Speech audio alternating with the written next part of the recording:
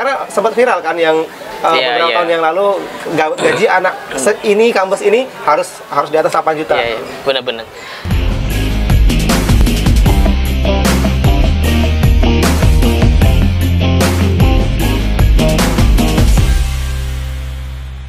Oke guys, jadi hari ini kembali lagi dengan aku, Arif Prasetyawan, dan temanku Vicky Fauzi, alumni Universitas Sumatera Utara. Nah, jadi hari ini kita mau ngobrol-ngobrol tentang hidup seorang pasca sarjana, fresh graduate. Nah, Vicky, jadi lulus dari kampus USU, ya mungkin salah satu kampus terbaik di Indonesia ya. Ekspektasinya apa ketika sudah lulus, kemudian juga pekerjaan dan lain-lain kayak gitu? Ekspektasi yang diharapin waktu itu pertamanya apa sih? Jadi waktu itu kan gini ya, gimana ya? Biasanya kan lulusan fisika ya, alumni fisika. Memang ekspektasi waktu itu memang sebenarnya saya pingin lanjut lagi di master ya? Master, pingin lanjut. Cuman satu kondisi memang ekonomi kan mempengaruhi ya. Karena dulu S1-nya pun pakai bidik misi sekolah ya? Bukan, saya nggak bidik misi, cuma saya beasiswa. Memang banyak beasiswa ya. Salah satu beasiswa yang ada di kampus. Ya, beasiswa yang dari kampus, kemudian beasiswa dari swasta. Gitu. Ya, maksudnya ekspektasi waktu itu cuman pengennya lanjut S2. Cuman kan karena butuh persiapan ya, dan itu butuh modal ya, maksudnya uang.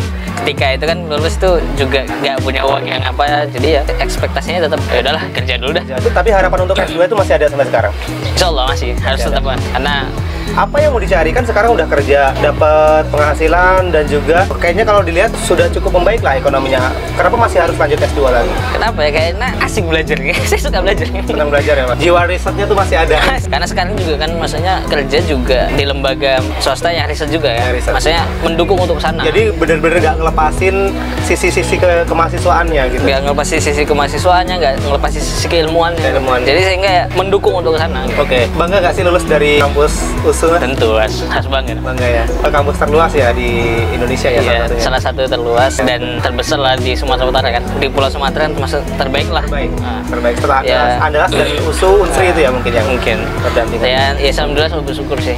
Terus yang jadi pertanyaan gini, seberapa berpengaruh alma mater terhadap pekerjaan? Karena gini Mas, ada orang-orang yang mengatakan bahwa privilege ya, lahir kemudian besar di lingkungan yang berada, terus ditambah lagi lulusan dari kampus ternama gitu. USU mungkin bisa sejajar dengan 10 PTN terbaik di Indonesia. Buat teman-teman yang belum tahu, jadi USU itu pernah masuk 10 besar ya, kampus terbaik di Indonesia. Bahkan sekarang di SBMPTN dan SNPTN masuk ke dalam satu kampus ya, yang peminatnya paling banyak. Tetap masih peminatnya paling banyak. Berapa gitu. Jadi cukup luar biasa sih. Nah, tapi karena kita nggak tahu nih, orang yang lulus dari kampus itu sebenarnya perasaannya gimana sih? Dipengaruhi alma mater tuh ada nggak sih?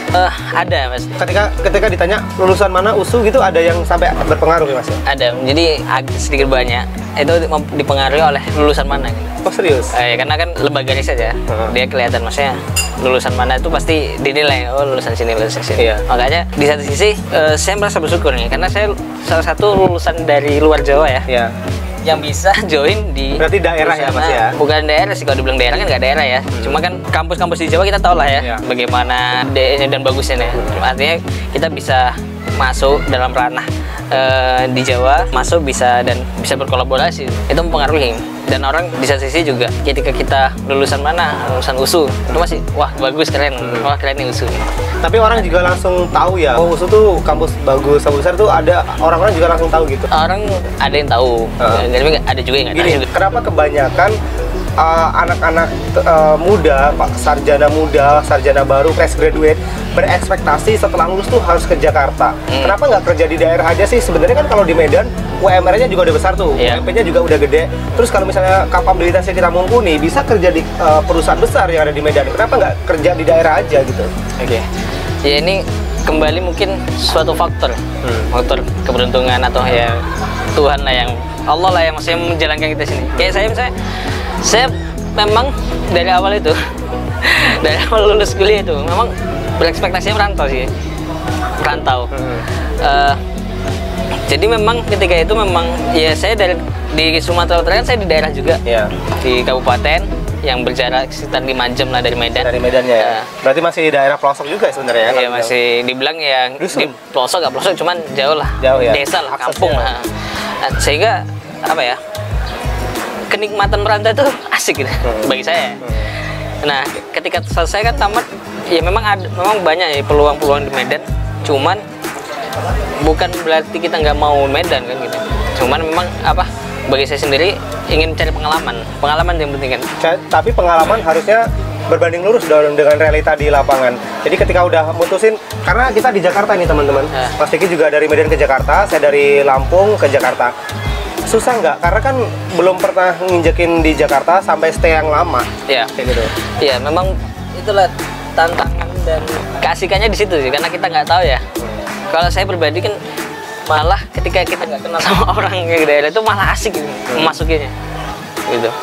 Jadi ekspektasinya waktu itu memang supaya supaya mencari pengalaman. Yang kedua memang ingin melihat gimana sih euforia dikerja di Jabodetabek ya, di kota yang besar metropolitan gitu ya. Karena memang maksudnya ketika saya sini ya bisa melihat sih bagaimana perbedaannya. Perbedaan terkait akses gimana, bahkan akses itu beda. Justru walaupun Medan kota besar, beda banget. Akses informasi di sini tuh memang lebih cepat daripada di sana. Tapi kan akhirnya kita harus balik back to reality tuh. Kalau tadinya mau cari pengalaman, kemudian juga mau coba cari hidup di Jakarta, ditantang lah ya, we have to challenge ourselves. Kayak gitu. Tapi kita lambat laun menua pasti, butuh ekonomi yang lebih mumpuni untuk berkeluarga dan lain-lain. Itu udah didapat belum ketika hidup di Jakarta gitu? Ya memang saat ini belum ya. Maksudnya kalau yang tadi sesuai target yang apa ekspektasinya belum, karena memang ya sama-sama merintis sih, walaupun apa kan merintis. Cuman saya bersyukur, artinya saya bersyukur bisa menikmati hidup di sini, bisa hidup di Jakarta nih, khususnya Jabodetabek. Ya maksudnya dengan usia saya masih muda gitu, masih dikasih kesempatan ya menjelajahi wilayah orang, cari pengalaman. Cari pengalaman karena menurut saya yang penting itu sih di usia-usia kita yang masih saya ingin lah ya. Gitu. Tapi kemudian kalau misalnya untuk teman-teman yang belum tahu nih Mas, karena mungkin di semester 8 sekarang udah sidang skripsi, mau wisuda, mereka kan aku harus kemana? Aku yakin mereka juga masih bingung. Haruskah kita ke Jakarta atau cukup stay di daerah kita, melakukan yang terbaik di sana, dapat job di sana, berkembang di sana? Ya, kalau menurut saya sih gimana dapatnya ya harus dinikmatin. Saya dulu gini, saya memang ekspektasinya kemarin memang merantau ya. Saya sebenarnya Jabodetabek bukan pilihan, cuman memang salah satu pilihan. Jadi memang ada pilihan-pilihan yang lain. Memang pilihan saya itu waktu itu menetap di Medan, kemudian merantau ke daerah Batam atau Riau. Oh, the main choice-nya ke Batam. Ya pokoknya antara 3 lah. 3 Medan, Batam, dan memang daerah Jabodetabek. Nah, alhamdulillah dalam sekian bulan itu setelah lulus yang dipanggil kan yang sini nih, yang di Jakarta. Makanya memang harus sudah siap ketika waktu itu. Artinya karena memang udah pilihan ya, udah siap untuk memang ya harus kesini gitu. Nah namun ketika misalnya teman-teman ini pengen seandainya tetap di Medan ya nggak masalah gitu. Itu kan pilihan ya, nggak mesti harus ke Jakarta. Ke Jakarta. Dan juga ke Jakarta itu ya sebenarnya progresnya sama dengan di daerah ya. Sama. Cuman memang menang akses, menang tenar gitu karena kota gede. Aku mau nanya nih, what your expect about salary after graduate? Jadi kebanyakan karena kita dilabeli nih kampus besar, kampus USU, Unsri, banyak alumni kita yang jadi ini, jadi itu, anggota dewan dan lain-lain. Nah, jadi kita tuh kayak terdoktrin nggak sih kalau gaji kita tuh harus berapa kayak gitu? Karena sempat viral kan yang beberapa tahun yang lalu gaji anak ini kampus ini harus di atas 8 juta. Iya, benar-benar. Kalau menurut saya terkait gaji itu apa ya? Kita lihat di kemampuan diri kita sih, skill kita di mana gitu. Karena perusahaan juga nggak mau membayar pasti butuh riset juga ya terhadap karyawannya itu sejauh mana sih kemampuannya kan? Seberapa kapasitasnya? Benar. Karena yang penting skill sih yang mau dari kampus manapun kita, kalau udah kampus hebat pun, kampus luar negeri pun, kalau kita nggak punya skill ya percuma gitu. Jadi kalau saya soal gaji ya terkait kayak dulu kasus itu sebenarnya ya salah kaprah. Sementara sekarang kan terkait salary itu kan bisa dilihat ya di Google juga banyak ya, maksudnya untuk udah terbuka lah ya. Terbuka, maksudnya udah akses melihat gaji untuk pekerjaan ini berapa sih. Ya. Jadi kita memang ya di antara itulah, nggak boleh lebih. Seharusnya kemampuan kita dengan sadar diri itu harus benar. Orang yang lulusan kampus-kampus besar dia pasti memiliki skill-skill yang nggak ada di kampus-kampus lain. Serius? Kebanyakan yang saya lihat gitu ya. Karena yang saya temuin. Di tempat kerjanya Mas Vicky yang sekarang banyak ya alumni dari kampus-kampus lain juga. Banyak kampus-kampus lain kan itu.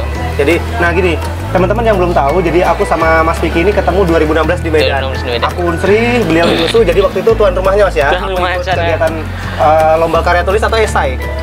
Esai untuk mahasiswa, jadi tingkatnya nasional. Aku diundang ke Medan, akhirnya ketemulah sama Mas Vicky. Jadi dulu waktu kita sama-sama mahasiswa itu memang aktif di kegiatan kemahasiswaan Mas Vicky ya. Benar. Nah, ini juga mungkin jadi pertanyaan penutup nih. Nah, dulu waktu kita jadi mahasiswa kan kita aktif nih di kegiatan organisasi. Bahkan sempat duduk di puncak posisi organisasi mahasiswa. Benar. Kayak aku di ketua umum bidik misi, Mas Vicky di apa itu ya? Inkubator ya, organisasi keilmihan yang ada di USU begitu. Mas, kalau kita tahu beberapa ketua organisasi itu sempat viral nih, kayak presiden mahasiswa UGM, presiden mahasiswa IPB, ITB dan lain-lain. Kita di daerah mungkin nggak terlalu tersorot gitu, tapi dalam artian orang-orang yang dulunya jadi tokoh publik di kampus, kemudian bakal enak nggak sih hidupnya ketika sudah lulus, atau itu begitu sudah sarjana hilang gitu, lenyap?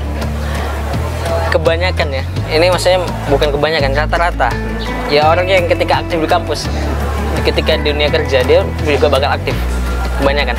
Sehingga apa tuh, relate ya? Ya relate.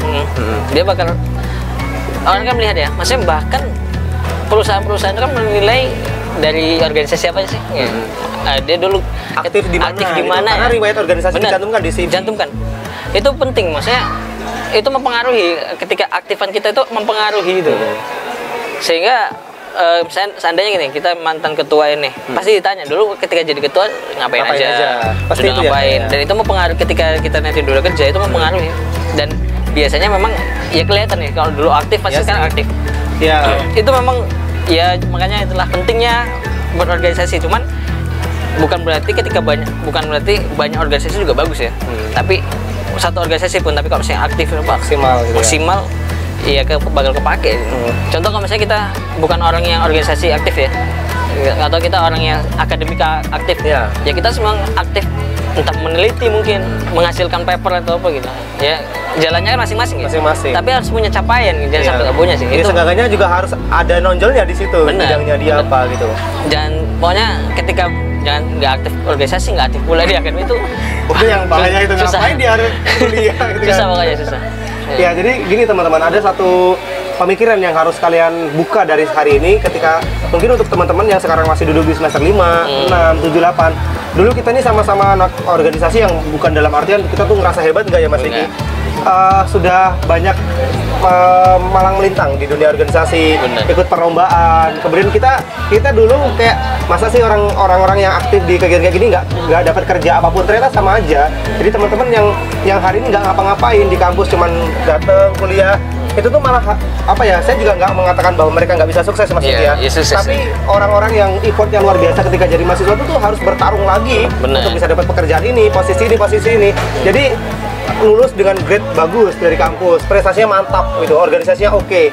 Itu tuh juga ketika masa kampus harus dilepas dulu sementara. Tapi siapa diri kita, kepribadian kita, karakter kita tuh bakal tetap ada sampai kapanpun. Jadi kemampuan yang baik harus disertai dengan attitude yang bagus. Nah, jadi itu teman-teman wawasan yang harus kita sama-sama buka. Jadi memang beberapa konten kita ke depan memang kita akan fokus bahas kayak ginian, karena ini mungkin bermanfaat. Udah masa-masa wisuda, masa-masa pandemi, wisudanya udah online, terus segalanya sudah online, cari kerjaan online susah gitu. Nah, buat teman-teman tetap semangat, karena siapapun kalian hari ini di kampus, kalian tuh bakal jadi orang biasa juga pasca kampus. Tapi kepribadian kalian, karakter kalian selamanya akan tertanam dan orang akan menghargai itu. Terima kasih untuk yang sudah mengikuti channel ini. Saya Ari Prasetyo dan Vicky Fauzi mengucapkan banyak banget terima kasih dan atas waktunya. Jangan lupa untuk like, comment, share, dan subscribe.